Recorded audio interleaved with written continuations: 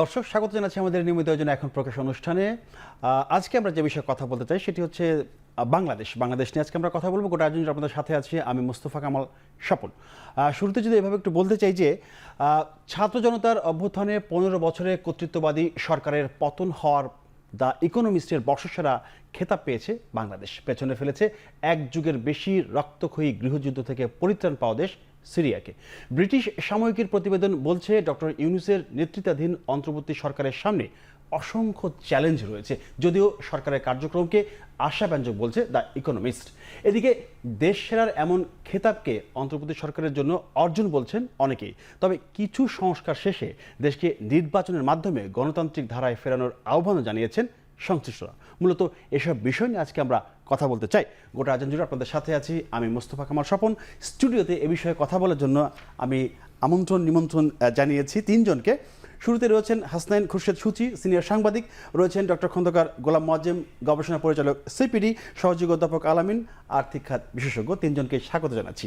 শুরুতে একটু সচিব ভাই আপনার কাছে আসতে চাই, সেটি হচ্ছে যে শেখ হাসিনা সরকারের আপনার যদি বলেন কর্তৃত্ববাদী বা স্বৈরাচার যেটাই বলি, তার পতন হলো, আইন শৃঙ্খলার একটা পুনঃপ্রতিষ্ঠা হয়েছে এবং দেশ গণতান্ত্রিক প্রক্রিয়ার একটা পথে ধাবিত হয়েছে। মূলত এই জায়গাগুলোকে ধরে এই যে আমাদের যে ব্রিটিশ সাময়িকী ইকোনমিস্ট প্রতিবেদন তৈরি করেছে এবং দেশ সেরার খেতাব আমরা পেয়েছি, নিঃসন্দেহে এটা অনেক বড় অর্জন।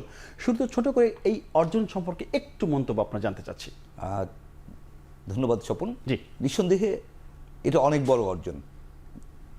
এই অর্জন আমরা কেন করেছি? অর্থনৈতিক কোনো কারণে না, অর্থনৈতিক সাফল্যের কারণে না।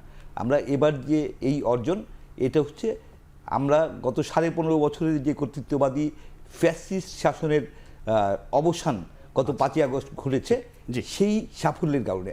সেই সাফল্য ছাত্র জনতার গণ অভ্যুত্থানের, এবং সেই গণ অভ্যুত্থানের যে অসাধারণ সাফল্য, সেটাই আসলে আন্তর্জাতিক স্বীকৃতি পেল। এবং দি ইকোনমিস্টের এই যে স্বীকৃতি, বিশ্বসেরা দেশ হিসেবে বাংলাদেশের যে স্বীকৃতি, সেটা নিঃসন্দেহে আমাদের জন্য অত্যন্ত গর্বের, অত্যন্ত আনন্দের। তা আমরা একই সাথে মনে রাখতে চাই যে বিশ্বসেরা হওয়ার পাশাপাশি আমাদের বড় দায়িত্ব হচ্ছে যে যে অর্জন সেটাকে ধরে রাখা, সেটাকে আরও সামনের দিকে এগিয়ে নিয়ে যাওয়া। এটা ঠিক এই সরকারের অর্জন বলা যাবে না, কারণ এই সরকার এই গণ অভ্যুত্থানের ফসল। গণ অভ্যুত্থান ছাত্র জনতা ঘটিয়েছে এবং গণ অভ্যুত্থানের মূল আকাঙ্ক্ষা হচ্ছে গণতন্ত্র।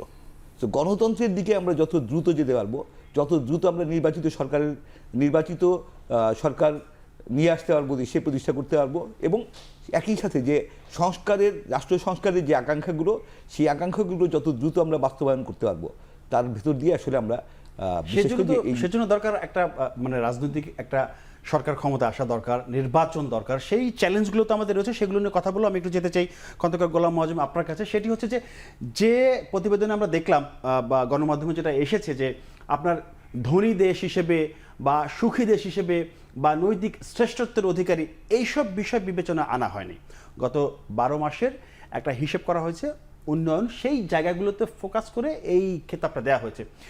এই বিষয়গুলো সাধারণ মানুষ বা অনেকেই খুব ঠিক বুঝে আসছে না। বুঝটা যদি একটু পরিষ্কার করতেন আপনি। দেখুন, প্রথমে আমি যেটা বলি যে আমি অর্জনটাতে খুব খুশি না, এবং তার একটা বড় কারণ হলো এটা এমন কোনো অর্জন না যেটা আমাকে অনেক বড় কোনো জায়গায় দেখাচ্ছে, বরঞ্চ একটি দেশের স্বাভাবিক যে গণতান্ত্রিক প্রক্রিয়া থাকার কথা, যেটা দুর্ভাগ্যক্রমে আমরা বিগত সময়কালে পাইনি, সেই প্রক্রিয়াতে উত্তরণ ঘটানোর একটা স্বীকৃতি এটা। এবং আপনি যে 5টি দেশ দেখবেন সেখানে, সেটা হচ্ছে রোমানিয়া, দক্ষিণ আফ্রিকা, সিরিয়া এবং আর্জেন্টিনা এবং বাংলাদেশ, এই দেশগুলো। এবং প্রত্যেকটি দেশই এই সময়কালে একটা উত্তরণ ঘটিয়েছে। সুতরাং এই যেটি স্বাভাবিক পর্যায়ে তাদের হওয়ার কথা ছিল, দক্ষিণ আফ্রিকাতে আগের সরকারের সময় যে ধরনের অগণতান্ত্রিক প্রক্রিয়াগুলো ক্রমান্বয়ে বিস্তার হচ্ছিল, সেখান থেকে এখন একটা কোয়ালিশন গভর্নমেন্টে গিয়েছে এবং তার ফলে একটা ধারাবাহিক একটা প্রক্রিয়ার ভিতরে তারা ঢুকতে পারছে। এরকম ঠিক একইভাবে আর্জেন্টিনাতে একটা ফ্রি ইকোনমির দিকে যাওয়ার জন্য তারা চেষ্টা করছে এবং তার ফলশ্রুতি হিসেবে অর্থনীতি আবার মূল ট্র্যাকে ফিরে আসছে। সেভাবে সিরিয়ার ঘটনাটা বাংলাদেশের সাথে অনেকাংশেই যায়।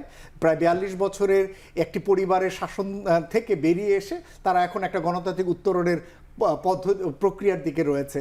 দক্ষিণ আফ্রিকার কথা তো আগেই বলেছি, রোমানিয়ার ক্ষেত্রেও যেটি একটি পার্লামেন্টারি ইলেকশনের মাধ্যমে সেখানে এখন একটা নতুন সরকার এসছে যারা গণতান্ত্রিক প্রক্রিয়া আসছে। সুতরাং আমাদের, আপনি যেটি বুঝতে চাচ্ছিলেন সেটা হলো যে এক ধরনের গণতান্ত্রিক উত্তরণের প্রক্রিয়াকে স্বীকৃতি দেয়া, আমি সেটিকেও আমরা পজিটিভলি দেখতে পারি। কিন্তু আমি যেটা বলছি যে এই যে আমাদের মতো দেশ 50 বছরেও একটি গণতান্ত্রিক স্বাভাবিক প্রক্রিয়া না থাকতে পারা, এটা হচ্ছে দুর্ভাগ্যজনক। এবং এই যে যে গভর্নমেন্টটি সরকারে যাচ্ছে সেই গভর্নমেন্টটি সেখানে গিয়ে এক ধরনের স্বৈরতান্ত্রিক আচরণ করছে বা অটোক্রেটিক আচরণ করছে এবং তাদেরকে স্বাভাবিক ইলেকশনের মাধ্যমে পরিবর্তন বা জনগণের যে মত দেওয়ার সেই সুযোগটি বন্ধ হয়ে যাচ্ছে, সেটি দুর্ভাগ্যজনক। এখন এবং সেটি করতে গিয়ে যেটা হচ্ছে জনগণকে রাস্তায় নামতে হচ্ছে এবং এই ধরনের সরকারকে পতন ঘটাতে হচ্ছে।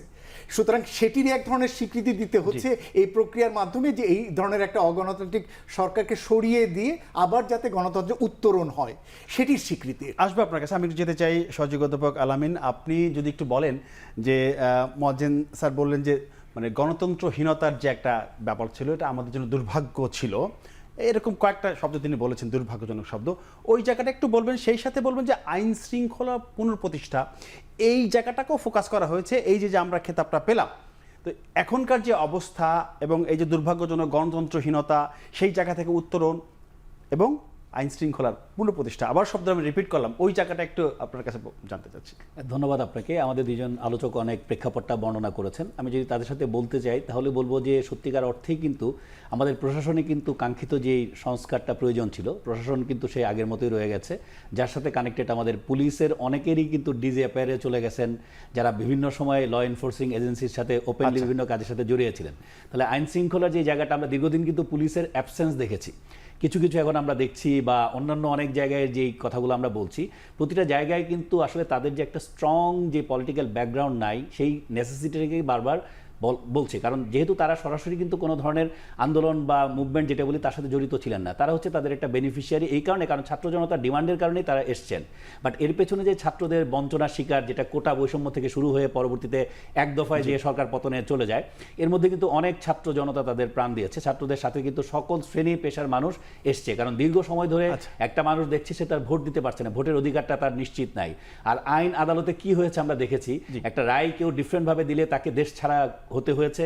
ইভেন প্রধান বিচারপতি থাকলেও তাকে খুবই বিভিন্ন সংস্থার মাধ্যমে তাকে প্রেশারাইজ করে কিন্তু দেশ থেকে বাধ্য করা হয়েছে। তাহলে আমরা যদি আইনের কথা বলি, বিচার বিভাগের কথা বলি, আমি যদি শিক্ষা প্রতিষ্ঠানের কথা বলি, অর্থ ব্যবস্থার কথা বলি, প্রত্যেকটা ক্ষেত্রেই যে একটা নেক্সাস ছিল একটা বড় ধরনের অটোক্রেটিক গভর্নমেন্টের, মানে অ্যাবসলিউট পাওয়ার করাপ্ট অ্যাবসলিউটলি যেভাবে হয় সেভাবে প্রতিটা অর্গানকে কিন্তু তারা ধ্বংস করেছি। তারই কিন্তু একটা আউটপুট আমরা অর্থনীতির যে শ্বেতপত্র প্রকাশ পেয়েছে তার মাধ্যমে জেনেছি।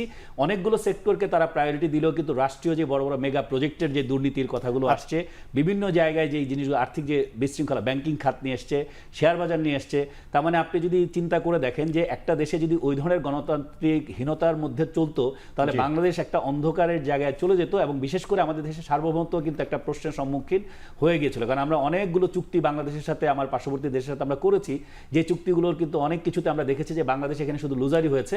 বিশেষ করে আদানির সাথে বিদ্যুতের যে চুক্তিটা, এটা আমার কোনো এক্সিট রুটই রাখা হয় নাই, পত্রিকার মাধ্যমে আমরা যা জানতে পেরেছি। তার মানে আমরা যদি চিন্তা করে দেখি যে আপনি অবৈধভাবে ক্ষমতায় থাকার জন্য পার্শ্ববর্তী দেশের সাহায্য নিয়ে দেশটার যে সার্বভৌমত্ব যে থ্রেটের মধ্যে ফেলেছিলেন, তার মধ্যে কোনো কিছুই এর থেকে বাদ যায় না, ব্যবসা থেকে শুরু করে আইন থেকে শুরু করে সব জায়গায়। সো আমি মনে করি এই সরকার এখন অনেকগুলো চ্যালেঞ্জ, একটা চ্যালেঞ্জের মধ্যে প্রধান চ্যালেঞ্জ হচ্ছে যে তাদের যেহেতু পলিটিক্যাল ব্যাকগ্রাউন্ড নাই, তারা কিন্তু আসলে অন্যান্য পলিটিক্যাল পার্টির যে একটা রুট লেভেল থেকে তাদের একটা বড় ধরনের বিষয় থাকে, সেই জিনিসটা তাদের মধ্যে নাই, সেটা একটা তাদের বড় লিমিটেশন। এবং প্রশাসনে যাদের সাহায্য নিয়ে তারা কাজ করতে চাচ্ছে তারাও আগের লোকজনই রয়ে গেছে। আমি একটু হাসান খান সুচি আপনাকে একটু জানতে চাই যে পলিটিক্যাল ব্যাকগ্রাউন্ড নেই, যেটা বললেন অধ্যাপক আলামিন, পলিটিক্যাল ব্যাকগ্রাউন্ড যদি থাকতো তাহলে কেমন হতো? যেহেতু এই সরকারের রাজনৈতিক কোনো ওই ব্যাকগ্রাউন্ড পরিচয় নাই, তাহলে তো অনেক সিদ্ধান্ত কি সে সহজে নিতে পারে, নাকি আরও অনেক সিদ্ধান্ত সে আপনার নিতে গিয়ে অনেক সমস্যার মধ্যে আমরা দেখতে পাচ্ছি যে আপনার সংস্কারের কথা নানা বিষয় আসছে, যে সব সংস্কারকে এখন করতে হবে কিনা, যদি সব সংস্কার করে তাহলে রাজনৈতিক সরকার যখন ক্ষমতায় যাবে, সংসদে যাবে, তখন তারা সেখানে কিন্তু তারা করতে পারে। সেই জায়গাটা এক ধরনের একটা জট পাকছে মনে হচ্ছে, ওই জায়গাটা একটু বিষয়টা হচ্ছে যে এই সরকার আসলে কেন, এবং তার উদ্দেশ্যটা কি, এই সরকারের কাজটা কি। আমরা যদি এই সরকারের সাথে আগের যে তত্ত্বাবধায়ক সরকারগুলো ছিল, আমরা দেখেছি 91, 96 কিংবা 2001, এই তিনবারই তত্ত্বাবধায়ক সরকারের মেয়াদ ছিল 90 দিন। 90 দিনের মধ্যে তারা মূলত নির্বাচন সম্পন্ন করে তারা চলে গেছেন।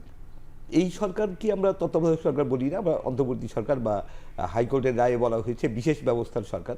তো এই সরকার আরেকটু বৃহত্তর দায়িত্ব নিয়ে এসছেন, যে সংস্কারের একটা প্রক্রিয়া শুরু করে, বা কিছুটা সংস্কার করে তারা সুষ্ঠু নির্বাচনের উপযোগী পরিবেশ তৈরি করে নির্বাচন দেবেন এবং নির্বাচিত সরকারের হাতে ক্ষমতা হস্তান্তর করবেন।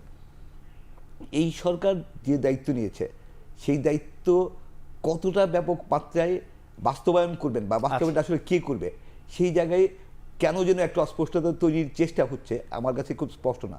কারণ সংস্কারগুলো আসলে শেষ পর্যন্ত নির্বাচিত সরকারকেই করতে হবে এবং সংসদের মাধ্যমেই করতে হবে। এছাড়া সংবিধান সংশোধন থেকে শুরু করে কোনো ক্ষেত্রেই আসলে মৌলিক সংস্কারের কাজটা সংসদের বাইরে জনগণের নির্বাচিত প্রতিনিধি ছাড়া করা গ্রহণযোগ্য হবে বলে আমার কাছে মনে হয় না, বা করার সুযোগ আছে বলে মনে হয় না।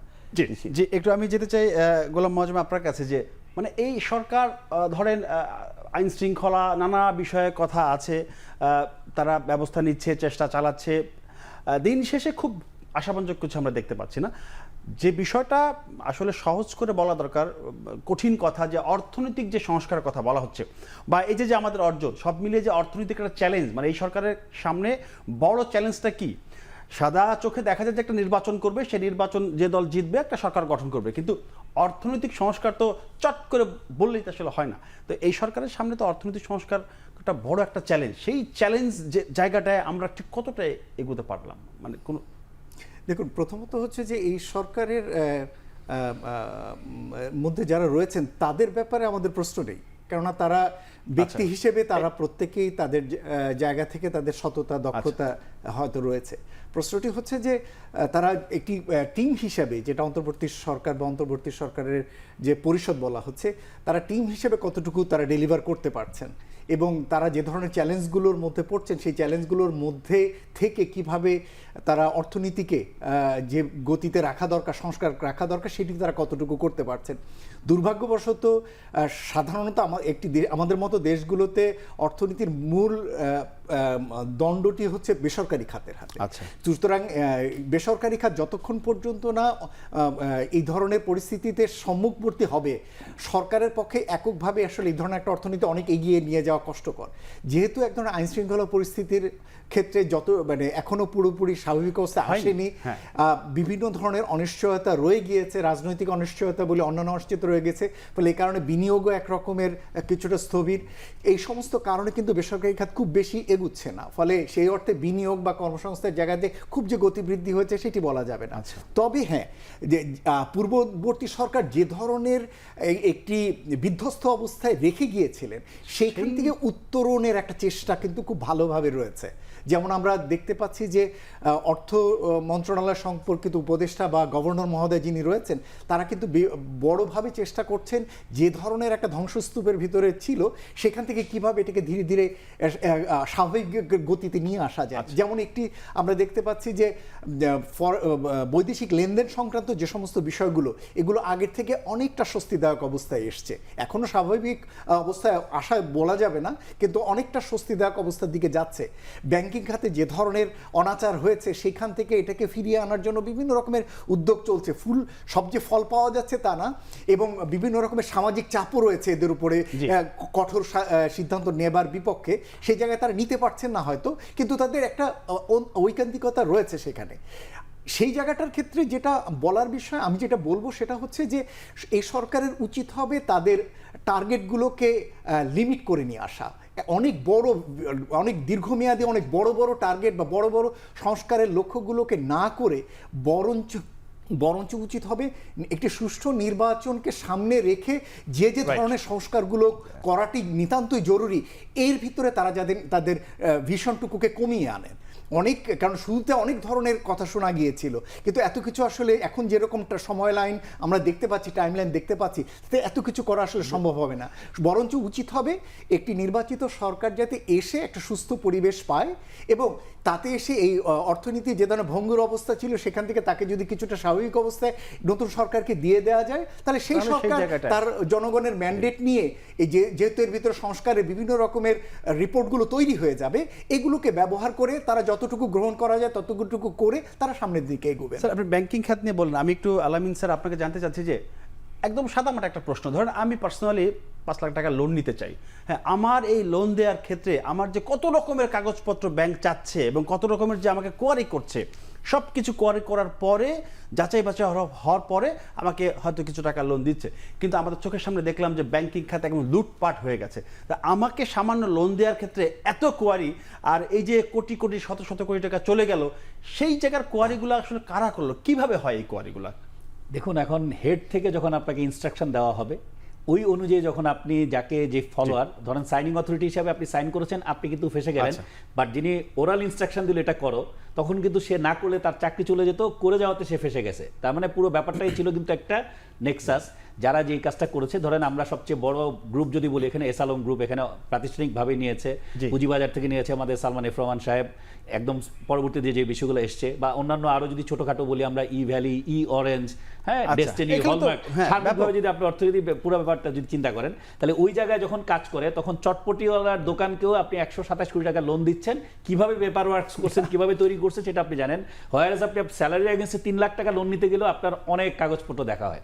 তাহলে ওই পুরো বিষয়টা কিন্তু ছিল প্রি প্ল্যান ওয়েতে, কারণ তখন জোর করে এজেন্সির মাধ্যমে বোর্ডে কোম্পানির ব্যাংক দখল হয়ে গেছে, আপনি এগুলো চেঞ্জ করেছেন। তাহলে এত পাওয়ারফুল ফোর্স যখন আপনার ছিল, তখন আপনি কখনো মনে করেন নাই এই দেশে এরকম একটা মানে বৈষম্য বিরোধী মুভমেন্টের পরে এরকম একটা সরকার আসতে যাচ্ছে, এটা কিন্তু 5ই আগস্ট সকাল 10টাও জানা যায়নি। তার মানে তখনও কিন্তু ব্যাপারটা তারা জানে না কি হচ্ছে। এখন এই ধরনের বড় একটা পরিবর্তন বা মানুষের ভেতরে যে এরকম একটা অবস্থা তৈরি হচ্ছিল, এই প্রেক্ষাপটটাকে যদি তারা বিবেচনায় আনতো, তারা নিজেরাই কিন্তু রাশ টেনে ধরার একটা চেষ্টা করতো, বাট তারা সবকিছুতে অদম্য ছিল। মানুষের মধ্যে আসলে এই প্রেক্ষাপট অনেকদিন ধরে তৈরি হচ্ছিল, কিন্তু একটা বিস্ফোরণ হয়েছে 5 আগস্ট, সেই বিস্ফোরণটা আমরা দেখেছি। আমরা আসবো, আলোচনা আছে আমাদের। সেটি হচ্ছে যে রাজনীতি, নির্বাচন, নতুন বাংলাদেশ। এখন নতুন বাংলাদেশ গড়ার কথা বলা হচ্ছে, সেই জায়গাটায় রাজনৈতিক দলের মধ্যে আপনার গণতন্ত্রহীনতা, পরিবারতন্ত্র, এক ব্যক্তির শাসন, এই সব সংস্কার না করে যদি একটা নির্বাচন দেওয়া হয়, তাহলে কি সব সমাধান হয়ে যাবে বাংলাদেশে? এটা বলা হচ্ছে যে নির্বাচন দিলেই সমাধান। তার আগে আমি একটু অন্য জায়গা থেকে বলছি যে বর্তমান সরকার যার দায়িত্বে আছেন, ডক্টর ইউনূস সাহেবের যে সরকার, তাদের খুব ফোকাসড হওয়া উচিত। তারা আসলে কি করতে চান। তারা সংস্কারের জন্য যে কমিশনগুলো করেছেন, তার মধ্যে প্রথম যে 6টা কমিশন করেছিলেন, তার রিপোর্ট 31শে ডিসেম্বরের মধ্যে আসার কথা ছিল। যদিও মিডিয়া কমিশনটা পরে হয়েছে, তার রিপোর্ট হয়তো আর একটু দেরি হতে পারে। সো কমিশনের রিপোর্টগুলো পাওয়ার পরে তারা সেই রিপোর্টগুলো নিয়ে রাজনৈতিক দলগুলোর সাথে আলোচনা করে, স্টেক হোল্ডারদের সাথে আলোচনা করে তারা চূড়ান্ত একটা সিদ্ধান্ত এবং একটা রাজনৈতিক দলগুলোর সাথে আলোচনার ভিত্তিতে একটা ঐক্যমত্য তৈরি করতে পারেন। যে ঐক্যমত্য তৈরি হওয়ার পর তার বাস্তবায়নের দায়িত্ব ছেড়ে দিতে হবে নির্বাচিত সরকারের হাতে। কারণ এর চেয়ে বেশি আসলে এই সরকারের পক্ষে যাওয়া ঠিক হবে না। সরকারের খুব ফোকাস থাকা উচিত যে ইয়েস, আমরা একটা কনসেনসাস তৈরি করে যে কোথায় কোথায় কী ধরনের সংস্কার হবে, সেটা জাতীয় পর্যায়ে একটা সমঝোতার ভিত্তিতে একটা ইয়ে করে আমরা নির্বাচনের দিকে এগিয়ে যাব।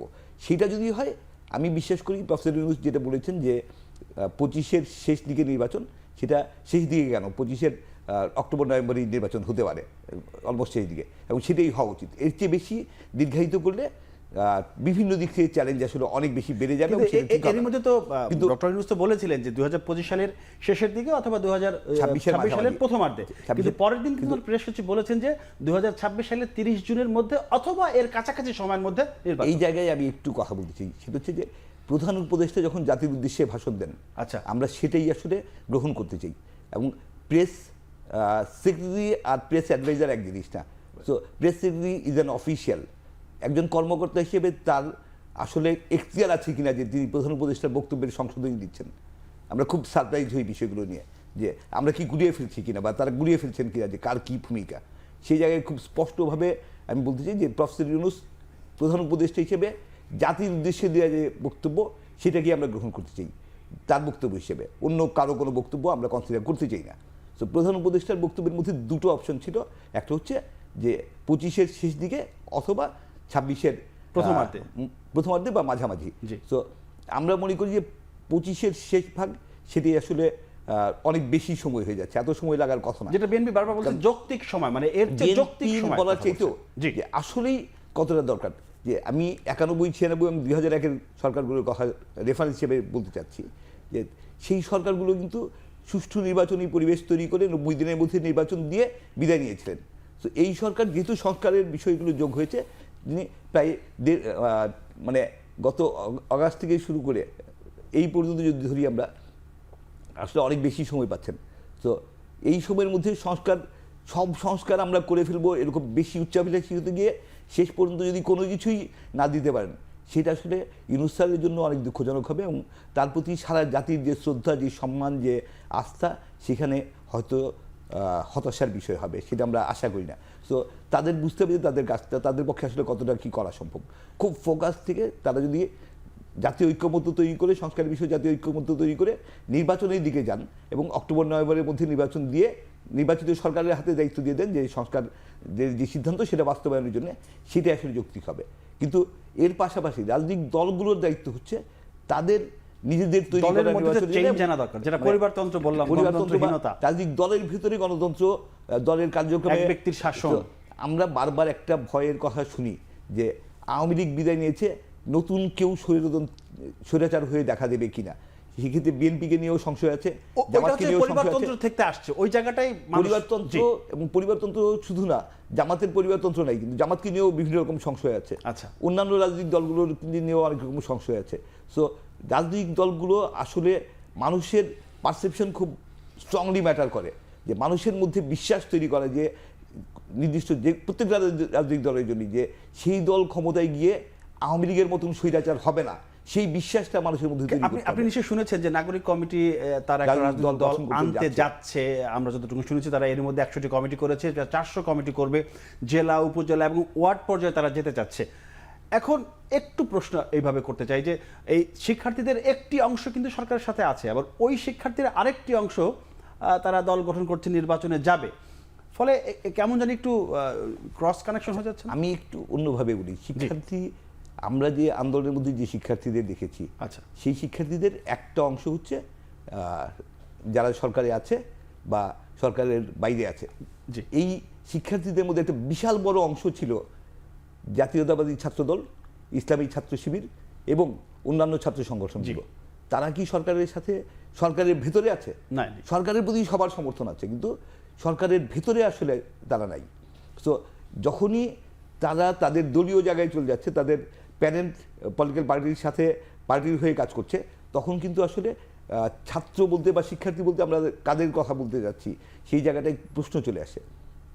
তো শিক্ষার্থীদের কাজ, মানে এমন সাহস এবং প্রজ্ঞা এক জিনিস না, সাহস এবং অভিজ্ঞতা এক জিনিস না। আমাদের শিক্ষার্থীরা, আমাদের তরুণরা যে অসাধারণ সাহস দেখিয়েছে, যে ত্যাগ করেছে, শত শত জীবনের বিনিময়ে আমাদেরকে গণতন্ত্রের সম্ভাবনা জাগিয়ে দিয়েছে। গণতন্ত্র কিন্তু এখনো আসেনি, গণতন্ত্র সেই সম্ভাবনাটা বাস্তবায়নের দায়িত্ব আসলে নির্বাচিত সরকারকে নিতে হবে। জি, আসবো আপনার কাছে ডক্টর মোয়াজ্জেম, একটু আপনার কাছে আসতে চাই, যেহেতু আপনারা সেন্টার ফর পলিসি ডায়ালগ গবেষণা নিয়ে কাজ করেন, অনেক গবেষণা আমরা দেখি বিভিন্ন সময় আপনারা তুলে ধরেন। একটা বিষয় যে নির্বাচন কথা বলা হচ্ছে বারবার করে, যদি একটু বলি যে 91 সচিবাই বলেন 91, 96 এবং 2001-এর নির্বাচন মোটামুটি আমরা বলা যায় যে তর্ক বিতর্ক আছে কিন্তু গ্রহণযোগ্য। এরপর নির্বাচনগুলোতে অনেক সমস্যা দেখা দিয়েছে, অনেক অভিযোগ অনুযোগ ছিল। এখন এই সরকার কি এখন পর্যন্ত আপনার কাছে কি মনে হচ্ছে, যদি ডিসেম্বরের বা তার 26-এর প্রথমার্ধে নির্বাচন হয়, তো সময় খুব বেশি নাই, সেই ক্ষেত্রে একটি কালো টাকা প্রভাবমুক্ত পেশি শক্তি এইসব আমরা দেখেছি, এইগুলো থেকে বেরিয়ে আসার জন্য কোনো উদ্যোগ বা কোনো কিছুকে এখনো দেখতে পাচ্ছেন কিনা, নাকি আমরা সেই আগের অবস্থায় আবার ওরকম কিছু একটা করে ফেলবো? দেখুন, প্রথমত যেটা আমাদের মনোভঙ্গিগত জায়গায় আমার মনে হয় এটা যে আমরা অতিমাত্রায় বিশুদ্ধবাদী চিন্তাভাবনা করি। আমাদের দেশে এমন কোনো, আমাদের ঐতিহাসিক প্রেক্ষাপট এমন কোনো কুসুমাস্তীর্ণ নয় যে আমরা এরকম একটা জায়গা থেকে অতি বিশুদ্ধ একটা নির্বাচন প্রত্যাশা করতে পারি। একদম ভুলে গিয়ে নতুন কিছু, এটা সম্ভব না। আমাদের ওই কাঠা এবং সেই ধরনের আমরা সময়ও দিচ্ছি না। আমরা মাত্র 1 বছর সময়ের ভিতরে একটা ইলেকশনের দিকে যাওয়া হচ্ছে, ওই জায়গাটা আমি জানি। সুতরাং যদি সেটাই হয় তাহলে সেখানে আপনি কালো টাকার প্রভাব মুক্ত নির্বাচনে সকল কোনো বায়াস থাকবে না বা প্রভাব মুক্তভাবে হয়ে যাবে, এতটা হয়তো প্রত্যাশা করাটা একটু বেশি হয়ে যাবে। বরঞ্চ আমার কাছে যেটা মনে হয় মানে সবসময় যেটা যে গণতান্ত্রিক প্রক্রিয়াগুলোকে সচল রাখাটাই হচ্ছে গুরুত্বপূর্ণ, এবং সেটা কম বেশি সেটার ভিতরে কিছু দোষ ত্রুটি থাকুক। নিয়ম হচ্ছে এই প্র্যাকটিসটা যত আপনি করবেন আস্তে আস্তে ধীরে ধীরে ধীরে ধীরে সচেতনতা বাড়বে, এবং সেই প্রক্রিয়ার মাধ্যমে আমাদের এই নির্বাচনী যে কালচার, এই কালচারের একটা উন্নতি ঘটবে। কিন্তু এই জায়গায় যদি ছেদ পড়ে তাহলে আমরা আসলে এই কালচারটা ধরে রাখতে পারবো না। সুতরাং এখন আপনি সব কিছু বন্ধ করে দিয়ে হয়তো কোনো একটা দলকে হয়তো ইলেকশনের দিকে যদি না আসতে দেন, সেটাও কিন্তু আমার কাছে মনে হয় না যে একটা যৌক্তিক একটা উপায় হবে। ব্যক্তি হিসেবে যার যার বিরুদ্ধে হয়তো অবস্থান নেওয়ার আছে, আইনগত ব্যবস্থা সেটা নেওয়া উচিত, অবশ্যই নেওয়া উচিত। কিন্তু দল হিসেবে যতটুকু সম্ভব অংশগ্রহণমূলক যদি নির্বাচন হয়, তাহলে সেই জায়গাতে একটা প্রতিদ্বন্দ্বিতা প্রত্যাশা করতে পারেন, এবং তার মাধ্যমে একটা গ্রহণযোগ্য যখন সিদ্ধান্ত আসবে, তখন সেই যারাই ক্ষমতায় আসুক তারা কিন্তু অনেক বেশি অ্যাকাউন্টেবল ওয়েতে তারা তখন সেখানে কাজ করতে পারবে। কিন্তু এখানে একেবারে কালো টাকা কোনো থাকবেই না, বা এখন আমি দেখছি কিনা সেটা মাসলম্যান প্র্যাকটিস, এটি এক্ষুনি আমি সেরকম দেখছি না। কিন্তু যদি বলেন, আমার মনে হয় যে সেই উদ্যোগগুলো ধীরে ধীরে শুরু হবে, যেহেতু এই দায়িত্বগুলো মূলত নির্বাচন কমিশনের, এবং নির্বাচন কমিশন এখনও তাদের রোডম্যাপগুলো আমাদেরকে দেয়নি। সুতরাং আমার মনে হয় যে তাদের প্রথম কাজ যেটা তারা শুরু করেছে, তারা আইডি কার্ডটা, ভোটার আইডি কার্ড নিয়ে তারা জনগণের মতামত নিচ্ছে বা সংশোধনের উদ্যোগটা শুরু করেছে। এই ধারাবাহিকতায় বাকি জিনিসগুলো এখানে আসবে। অর্থাৎ আপনি যেটা বলছেন কালো টাকার প্রভাবমুক্তভাবে বা মাসলম্যানের প্রভাবমুক্ত, এই জিনিসগুলো চেষ্টাটি থাকবে। কিন্তু আমি যেটি বলতে চাচ্ছি যে সেটা হচ্ছে যে এমন কোনো রকম যেন খুব অতি উচ্চাসা বা অতি প্রত্যাশা যেন না হয় যে হ্যাঁ একেবারে সব কিছু ছাড়া একেবারে বিশুদ্ধ একটা নির্বাচন হবে, সেই প্রত্যাশাটা বরঞ্চ না করে আমি যেটি বলছিলাম যে একটি গ্রহণযোগ্য নির্বাচন যত দ্রুত দেওয়া যায় এবং সংস্কারের বিষয়গুলোকে লিপিবদ্ধ করে নতুন নির্বাচিত সরকারের জন্য সেটি রাখা, এবং সেই সরকার যখন পার্লামেন্টে যাবে তখন এই ডকুমেন্টগুলো নিয়ে তারা চিন্তা ভাবনা করবে। একটি কাজই বরঞ্চ করতে পারে অন্তর্বর্তী সরকার, সেটি হচ্ছে যে এই নির্বাচনে যাবার ক্ষেত্রে একটা শর্ত দিতে পারে তারা, যে তাদের ইলেকশন ম্যানিফেস্টোতে যাতে এই সংস্কারের বিষয়গুলো তারা যেন লিপিবদ্ধ করে। জি, আসবে আপনার কাছে। আমি যেতে চাই একটু অধ্যাপক আলামিন, সেটি হচ্ছে যে 31 ডিসেম্বরের মধ্যে যে ডক্টর বদিউল আলম মজুমদার তিনি আজকে জানিয়েছেন যে নির্বাচন ব্যবস্থাপনা সংক্রান্ত যে কমিশন, সেই তারা যে রিপোর্ট, সেই রিপোর্টটা 31 তারিখে তারা দিবেন। তারপর হয়তো সেখানে হয়তো নির্বাচনের প্রার্থীদের ক্ষমতা, তাদের যে শিক্ষাগত যোগ্যতা, নানা রকম বিধিবিচার রয়েছে, সেগুলো আমরা জানতে পারবো। যেমনটা বলছিলেন ডক্টর মোয়াজ্জেম, যে নির্বাচনের কালচার উন্নতি করতে হলে গণতান্ত্রিক প্রক্রিয়াগুলো সচল করতে হবে। ওই প্রক্রিয়াগুলো কি সচল আছে? আপনার কাছে কি মনে হয় এখন পর্যন্ত সচল আছে? দেখুন, আমরা কিন্তু বড় দল বলতে যদি বিএনপিকে মিন করি, তাদের মধ্যে কিন্তু বেশ কিছু পরিবর্তন আমরা দেখছি। তাদের 31 দফায় তারা অনেকগুলো বিষয় তারা বলেছে, এবং গতকালকে তারেক রহমান সাহেব একটা কথা বলেছেন যে যারা পদ পাবে তারা কিন্তু এমপি হতে পারবে না। এগুলো কিন্তু আমরা যে কথাগুলো বলছে সেই কথাগুলো দারুণ, খুবই চমৎকার। মানে এই কথাগুলো থেকে আমরা এই জন্য বলতে পারি কেন, আপনি যদি খেয়াল করে দেখেন, মানে আমাদের এই যে নতুন গভর্নমেন্ট আসার পর কিন্তু তারা সব দিক থেকে কোঅপারেট করেছে। কারণ বিগত 15 বছর তাদের উপর যা হয়েছে, তারা কিন্তু অধৈর্য হয় নাই। কিছু কিছু জায়গায় অতি উৎসাহী লোকজন কিছুটা করেছে, সাথে সাথে কিন্তু দলীয় শীর্ষ পর্যায় থেকে অ্যাকশন নেওয়া হয়েছে। তো আমি সেই ক্ষেত্রে যদি বলি, তাহলে আমরা কিন্তু আগের চেয়ে কিছুটা পরিবর্তন দেখতে পাচ্ছি। আচ্ছা, এবং সেইখান থেকে তারা যে কথাগুলো বলছে, এখন মানুষের কাছে কিন্তু সোশ্যাল মিডিয়ার যুগে এভরিথিং রেকর্ডেড থাকে। সো আপনি যদি কোনো কিছু করেন, সোশ্যাল একটা বিশাল প্রেশার কিন্তু এখন ক্রিয়েট হয়। কারণ আমরা এখন দেখি ফেসবুকের অনেক স্ট্যাটাসের মাধ্যমেও কিন্তু অনেক পরিবর্তন আসতে দেখি। তার মানে আমরা কিন্তু এই জিনিসটাকে অনেক বেশি এতে নিচ্ছি আর কি, যেটা আগে বিবেচনা নেওয়া হতো না। তো সেই জন্য আমি মনে করি যে আমরা যেই জায়গাগুলোতে খুব একটা হতাশ হচ্ছি, সেই জায়গার চেয়ে বরঞ্চ বর্তমান সরকারের অনেক অ্যাক্টিভিটিস হতাশ। কারণ তারা কিন্তু যথার্থভাবে যে ব্যক্তিগুলোকে ধরেন মানে সত্যিকার অর্থে দেশ থেকে পালিয়ে কিভাবে গেল, এটা হচ্ছে আমার বড় প্রশ্ন। আপনি একটা জায়গায় ধরেন তারা সেফ একটা জায়গায় ছিল, তারা কিভাবে পালিয়ে যায়? তাহলে যদি তারা পালিয়ে যেতে পারে, আবার যেই সরকারের কাছে এত বড় বড় অভিযোগ, এত ছাত্র জনতা হত্যার অভিযোগ, এটা সঠিকভাবে তো মানুষের সেই স্পিরিটটা আস্তে আস্তে সফট হয়ে যাচ্ছে। দেশের অর্থ ব্যবস্থা যারা ধ্বংস করে দিয়েছে, তারা রাজনীতিতে আসার তো কোনো নৈতিক অধিকার নাই। আচ্ছা, এই দলটা তো আসার, আমি এই দলটার কথা এই জন্য বলবো কারণ বিগত 15 বছরে তারা বাংলাদেশটাকেই ধ্বংস করে দিয়েছে। সেটা তো আমাদের প্রধান উপদেষ্টা জাতির উদ্দেশ্যে ভাষণে বলেছেন যে বিচার হওয়ার পরেই তাদেরকে নির্বাচনে আসার একটা কিন্তু সেটা সুযোগ তো কোনো দেওয়া উদ্যোগ হবে আমরা বিচার দেখছি হওয়ার না। আগ পর্যন্ত নয়। আমরা তো কোনো উদ্যোগ দেখছি না। আমরা যদি আচ্ছা। দেখতাম যে একটা আপনার বিভিন্নভাবে ওই ব্যাপারগুলো আন্তর্জাতিক আদালতের মাধ্যমে হোক, যে কোনোভাবে, কারণ এখানে একজন, আমরা অ্যাটলিস্ট আমাদের আসিফ নজরুল স্যারের কথা যদি বলি, উনি আইন বিষয়ে খুবই এক্সপার্ট, তো ওনারা তো অনেক সময় অনেক কথা বলেছেন। তো আলটিমেটলি যদি আমরা এই জায়গাটায় দেখি যে ওই সরকারের কারো বিরুদ্ধে কোনো ব্যবস্থা নেওয়া হচ্ছে না, আমরা সবাই কেমন জানি একটু অনেকটা সফট কর্নারের দিকে চলে যাওয়ার মতো, যে আমরা কি আগেই কি ভালো ছিলাম কিনা, বহুবিধ বিষয় তো কথাবার্তার মধ্যে আছে। তো আমি মনে করি সবার আগে দরকার হচ্ছে যে সঠিকভাবে ওই ব্যাপারগুলোর ভয়াবহতা সম্পর্কে সরকারের পক্ষ থেকে প্রচারণা চালানো। এটা কিন্তু কোনো মানে কারোর প্রতি বায়াসড হয়ে না, রিয়েল ফ্যাক্টটা জনগণ, কারণ ধরেন 5ই আগস্ট যদি না হতো অনেক ছাত্র জনতার জীবন ধ্বংসের শেষ প্রান্তে চলে যেত। তাহলে আমরা কিন্তু ওটা থেকে ভুলে যাচ্ছি, বের হয়ে আসতেছি। আজকে ইনকিলাব মঞ্চ অনেক দাবি দাবা করেছেন যে আওয়ামী লীগের নিবন্ধন বাতিল করার জন্য তাদের আজকে অনশন ছিল, অনেক কর্মসূচি তারা গ্রহণ করেছেন। দেখুন, বাতিলের চাই মনে করি বয়কটটা একটা বড় বিষয়। বাতিল করে তো আপনি ভেতরে ঢুকে গেছেন, আপনি ধরেন শিবির ছাত্রলীগের ভিতরে ঢুকেছিল না, তখন তো আত্মপরিচয় গোপন করে, তখন তো আরো ভয়াবহ কিছু হবে। আমার কথা হচ্ছে তাদেরকে বয়কট করার মতো করে প্রয়োজনীয় টেক্সট বুকে তাদের পুরো স্টোরি সব লিখে, বিভিন্ন কর্নারে জুলাই বিপ্লবের হিস্ট্রি, কিভাবে মানুষের সাথে খুব অমানবিক আচরণ করা হয়েছে, এই বিষয়গুলোকে আমরা সবার সামনে নিয়ে আসলে তখন মানুষের ভেতরে ওই জিনিসটার ফিল থাকবে। বাট এখন আমরা যে জায়গায় যাচ্ছি, যে জায়গাগুলোতে হাত দিচ্ছি, তার চেয়ে বড় প্রায়োরিটির জায়গায় আমি মনে করি এই দলটার অপকর্মের ব্যাপারটা ফিরিস্তি শুধুমাত্র এই শ্বেতপত্রে হবে না, এটা সবার কাছে পৌঁছে দিতে হবে তারা কতটা ভয়ঙ্কর ছিল, ভয়াবহ ছিল। আমি যেতে চাই হাসনান খুরশেদ সূচি আপনার কাছে, সেটি হচ্ছে যে দ্য ইকোনমিস্ট বলছে, এটা আমার বক্তব্য না, আমি পড়ে শোনাচ্ছি, যে দেশের স্বাধীনতার একজন নায়কের কন্যা শেখ হাসিনা একসময় দ্রুত অর্থনৈতিক প্রবৃদ্ধির নেতৃত্ব দিয়েছেন তিনি, কিন্তু পরে দমন পীড়ন শুরু করেন, নির্বাচনে জালিয়াতি করেন, বিরোধী দলের লোকজনদেরকে কারাগারে ভরেন এবং আইন শৃঙ্খলা রক্ষাকারী বাহিনীকে বিক্ষোভকারীদের উপর গুলি চালানোর নির্দেশ দেন। তার আমলে বিরাট অঙ্কের অর্থ আত্মসাৎ করা হয়েছে। এইটা দ্য ইকোনমিস্ট বলছে। নতুন বাংলাদেশের জায়গায় এই যে ইকোনমিস্টের যে প্রতিবেদন বাংলাদেশ সেরা, সেই জায়গাটা একটু যদি আপনি বলতেন, যেটা পড়ে শোনালাম। মানে যা বলেছে তার চেয়ে পরিস্থিতি আসলে আরো অনেক বেশি ভয়াবহ ছিল। আমরা সবাই জানি যে ব্যাংক লুট হয়ে গেছে, ব্যাংক দখল হয়ে গেছে, রিজার্ভের টাকা চলে গেছে, মানে কি হয়নি। আচ্ছা, উন্নয়ন প্রকল্পের টাকা, উন্নয়ন প্রকল্পের নামে মানে সমানে লুট হয়েছে, কি হয়নি। সো অনেক বেশি ভয়াবহ অবস্থা ছিল। যেভাবে গণহত্যা হয়েছে, যে প্রকাশ্যে গুলি করে খুন করা হয়েছে, গুম হয়েছে, সব কিছুই আমরা দেখেছি এবং সব পরিস্থিতি অসম্ভব রকম অসহনীয় দুঃসহ একটা পরিস্থিতি ছিল। সো সেই সরকারের পতন হয়েছে এবং সেই সরকারের প্রধান শেখ হাসিনা দেশ ছেড়ে পালাতে বাধ্য হয়েছেন। এটা নিঃসন্দেহে অনেক বেশি বড় ঘটনা এবং সেটা অনেক বড় সাফল্য, যেই সাফল্যের কারণেই বিশ্বসেরা দেশ হিসেবে বাংলাদেশকে স্বীকৃতি দিয়েছে দ্য ইকোনমিস্ট। কিন্তু আমরা যেটা মনে করছি যে এই ধরনের পরিস্থিতি ভবিষ্যতে যাতে আর ফিরে না আসে, সেটার জন্য এই মুহূর্তে আমরা দুটো জায়গায় বলতে চাই। একটা হচ্ছে যে সেই জন্য তো কাজ করতে হবে, মানে ভবিষ্যতে যদি না আসে, বর্তমান সেজন্য সরকার, কিছু- যেই অন্তর্বর্তী সরকার আছে, তাকে খুব ফোকাসড হয়ে তাকে নির্দিষ্ট লক্ষ্য ঠিক করে যত দ্রুত সম্ভব, এবং আমি মনে করি 2025-এর অক্টোবর নভেম্বরের মধ্যেই নির্বাচন দিয়ে সংস্কারের বিষয়গুলো সিদ্ধান্ত নিয়ে সংসদের হাতে ছেড়ে দেওয়া উচিত, নির্বাচিত সংসদের হাতে ছেড়ে দেওয়া উচিত।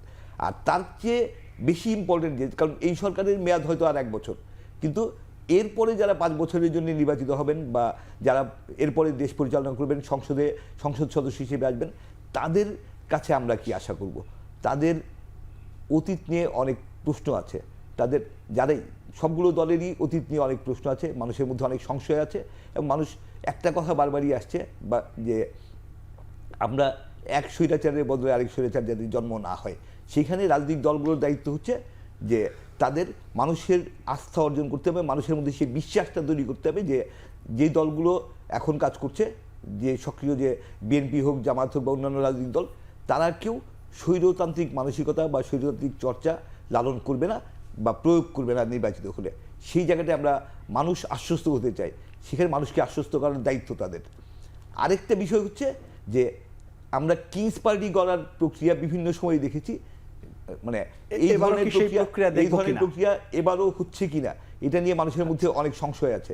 এবং যদি সেটা হয়, বর্তমান সরকারও প্রশ্নের সম্মুখীন হবেন যে প্রফেসর ইউনূস স্যারের যে সরকার, এই সরকারের দায়িত্ব না রাজনৈতিক দল গড়ে তোলা, কিন্তু এই সরকারের ভেতরে থেকে এই সরকারের সমর্থন নিয়ে যদি নতুন রাজনৈতিক দল গড়ে ওঠার চেষ্টা হয়, সেটা আসলে গ্রহণযোগ্যতা পাবে না বিশেষ করে, এবং সেটা দুঃখজনক হবে।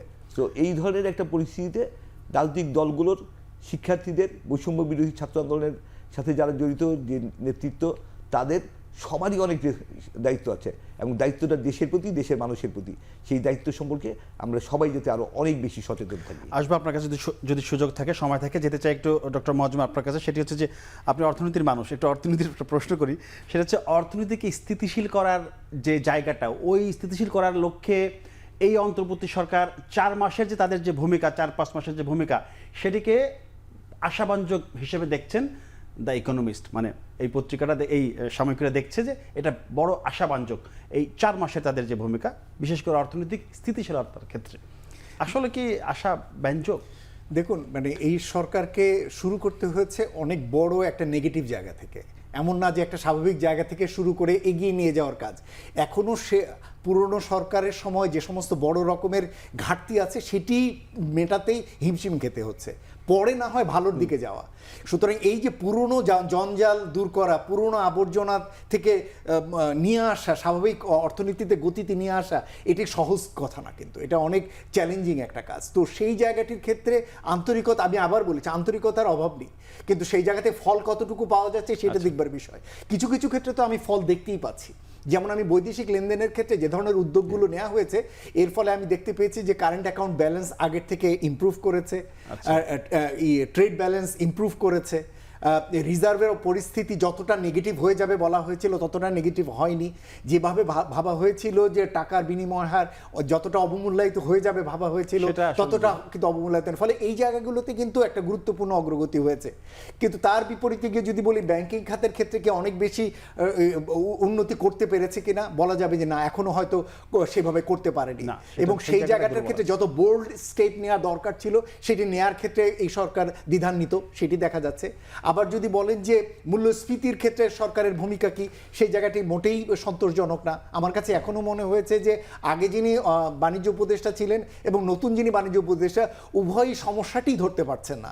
ফলে তারা যে ধরনের উদ্যোগগুলো নিচ্ছেন, এটা আগের সরকারের সময় আমরা একই ধরনের উদ্যোগগুলো নিতে দেখেছি। এর মাধ্যমে কিন্তু মূল্যস্ফীতি বড় জায়গাগুলোতে বলছেন, আমি ছোট করে একটু বলি যে বাজার অর্থনীতি, বাজারের জায়গাটা 14% মূল্যস্ফীতি এখন। বাজারে গেলে এই শীতের মৌসুমে আপনি শীতের সবজিতে কিছুটা স্বস্তি পাবেন, কিন্তু অন্যান্য জিনিস তো ধরা ছোঁয়ার বাইরে। হ্যাঁ, সেটি আমি বলছি। কিছু কারণ, যৌক্তিক কারণের ভিতরে রয়েছে যে অব্যাহত দুটো বন্যা হয়েছে, এটা মনে রাখা দরকার। ফলে বাজারে পণ্য সরবরাহে কিছু ঘাটতি রয়েছে। আমদানিকৃত পণ্যের ক্ষেত্রে আগে এসালমের মতো গ্রুপ যারা কিনা বড় আমদানিকারক, তারা আমদানি এখন কম করছে বা করছেও না, ফলে সেটিকে তো একটা ঘাটতি ফেলছে। সেটির কারণে কিছুটা উচ্চ মূল্যস্ফীতি। কিন্তু এগুলোর চেয়েও গুরুত্বপূর্ণ বিষয় হলো বাজারের সুশাসন বা বাজার ব্যবস্থাপনা। সেই জায়গাটা কিন্তু আসলে হাত দেওয়া হয়নি। ফলে সেই হিসেবে বলা যেতে পারে যে মানে নেতিবাচক জায়গা থেকে পুনরুদ্ধারের কাজটি এখনো চলমান। আসবো আপনাকে যদি সময় থাকে, আমি একটু যেতে চাই শেষ প্রশ্ন ডক্টর আলামিন আপনার কাছে। সেটি হচ্ছে যে একদম ছোট করে বলবেন, আপনি এই যে শেয়ার বাজার, পুঁজি বাজারের সংস্কারের দায়িত্ব আপনি ছিলেন, আপনি সংস্কারের সুপারিশ কমিটিতে ছিলেন, এই জায়গাটাতে এত ধোঁয়াশা কেন? একদম সহজ করে যদি 1 মিনিটে বলেন একটু। দেখুন, আসলে শেয়ার বাজার এটা এমনি খুবই স্পর্শকাতর জায়গা। আমি এখনো ওটাতে কাজ করছি। আমরা যে জায়গাগুলোতে কাজ করার চেষ্টা করছি, বিগত 15 বছরে যেগুলো আর্থিক লুটপাট হয়েছে, যেটা আমাদের শ্বেতপত্রে এসছে যে 1 লক্ষ কোটি টাকা, এবং এর মধ্যে 30,000 কোটি টাকা হচ্ছে নেগেটিভ ইকুইটি হয়ে গেছে। তার মানে অনেক প্রতিষ্ঠান এখানে পঙ্গু হয়ে গেছে। তো আমাদের যেটা অবজেক্টিভ, সেটা হচ্ছে যে জায়গাগুলোতে মেজর ড্যামেজ হয়েছে, ফিউচারে যাতে এই ধরনের ড্যামেজ না হয় তার জন্য একটা পলিসি নোট দেওয়া। বিশেষ করে মার্জিন রুলসকে আমরা রিভাইজ করব, মিউচুয়াল ফান্ড গভর্নেন্সটাকে ঠিক করার চেষ্টা করব, আইপিওর প্রাইসিং যেটা ফেয়ার প্রাইসিংটাকে ঠিক রাখবো, বিনিয়োগকারীদের সচেতনতা বাড়ানোর ক্ষেত্রে হেল্প করব। এবং এই প্রত্যেকটা রিকমেন্ডেশন যখন আসবে, এইটা কিন্তু অ্যাপ্লিকেবল হবে নতুন যারা বিনিয়োগকারী আসবে তাদের জন্য। আর প্রিভিয়াস পাপ যারা করেছে সেটার দায় আমরাও নিব না, বর্তমান সরকারও নিবে না, কারণ ওইটারই কনসিকুয়েন্স বর্তমান সাফার করছে। ধন্যবাদ। বিভিন্ন প্রোব কমিটিতে হওয়াতে কি হয়েছে, বিভিন্ন প্রোব কমিটিতে হওয়াতে এখানে নতুন কোনো বায়ার সাপোর্ট নাই, শুধু সেল প্রেশার আছে। তাহলে অব্যাহত সেল প্রেশার থাকলে, কোনো বায়ার না থাকলে প্রাইস কমবে। ধন্যবাদ আপনাকে, অসংখ্য ধন্যবাদ আমাদের সাথে যোগ দেওয়ার জন্য, হাসান খুরশিদ সূচি এবং ডক্টর গোলাম মোয়াজ্জেম। দর্শক, আজ এ পর্যন্ত। আগামীতে নতুন কোনো বিষয়ে আমরা কথা বলবো। সে পর্যন্ত সবাই ভালো থাকবেন, নিরাপদে থাকবেন। সবাইকে ধন্যবাদ। শুভরাত্রি।